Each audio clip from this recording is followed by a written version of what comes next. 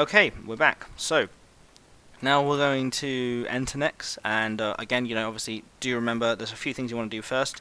Check your ability bar, and ability bar is a important part of next. If you're not sure about an ability bar to use, if any of your friends next, maybe ask them for theirs.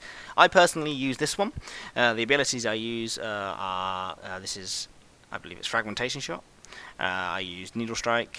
I use piercing shot, I use ricochet, snipe. Then my thresholds are snapshot, rapid fire, tight bindings. I've then got Tusker's Wrath, which is not a threshold, I know. I've then got anticipation and freedom. Freedom for the stuns at any point, if you get pulled in, if you get frozen. Then I have a bleed, corruption shot. Then I've got death swiftness, and then lastly, but not least, I have bombardment shot.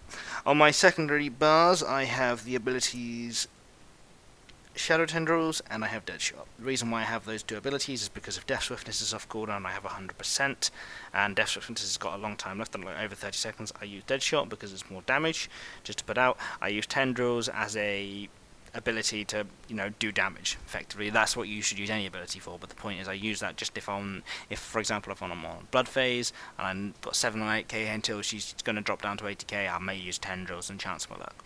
Don't use Tendrils if you're low HP, because you can get smacked by next in combo, and that's happened to me a few times and it's very annoying. Okay, so it's that. You can argue that I shouldn't have freedom and anticipation on my bar, but that's the way I've learnt to do it. It's on every single one of my bars apart from these two, because I don't need it on them, because I fight with 4 bars open at once. You can have prayers available. I've got quick prayers available, so if I shift Q, that's melee prayer, shift W is magic prayer, shift D is range prayer, shift R is soul split. I do switch into things and get stuff down. Then obviously I've got my F keys, F1, 2 and 3 for the abilities I'm using. So for this we'll be using the ability, I believe it's Anguish, it's the prayer, sorry. That's the range one. You'll be using Protect from Mage on the first phase, and then we'll obviously be using Protect Item. People argue Protect Item is not, there's no point using it. Well, actually it's the difference between spending 500k and 400k. Or less, whatever the difference is. You can spend 1 mil or you could spend 700k. I'd rather spend 700k on a death. Okay, let's not activate a scrimshaw just yet. I do have a scrimshaw obviously for the purpose of this, and like I said I have an aura, but I'm not going to be activating it. So that's that.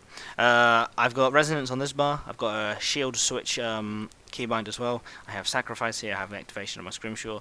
I've got storm shards, that's just for bosses and stuff like that. I've obviously got heal on there, but don't worry about any of these things. Surge and escape, don't worry about switching into your Excalibur if it's augmented. You can do if you want, but if you accidentally run MD, it's a bit of an issue.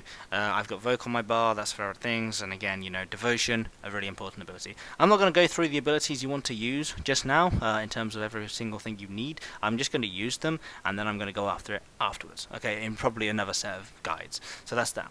I'll see you in the next part.